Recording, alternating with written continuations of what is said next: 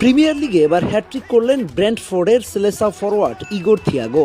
সব মিলিয়ে লিগে 14টি গোল করে ইতিমধ্যে ব্যাপক সাড়া দিয়ে ফেলেছেন 24 বছর বয়সী এই স্ট্রাইকার। ইগোর থিয়াগো কি পারবেন ব্রাজিলের নাম্বার 9-এর অভাবটা পূরণ করতে, নাকি জাতীয় দলের আড়ালেই থেকে যাবে এভাবে দিনের পর দিন? ইউরোপের শীর্ষ 5 লিগে চলতি মৌসুমে থিয়াগোর গোল সংখ্যা তাক লাগানোর মতো। হালান্ড, এমবাপ্পে, কেইনের মতো নামের পরেই তার অবস্থান।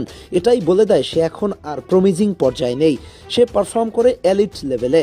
প্রিমিয়ার লিগের মতো ফিজিক্যাল ও ট্যাকটিক্যাল কঠিন লিগে প্রতিনিয়ত গোল করা যে কোনো স্ট্রাইকারের জন্য বড় স্টেটমেন্ট, আর থিয়াগো সেটাই করে চলেছেন।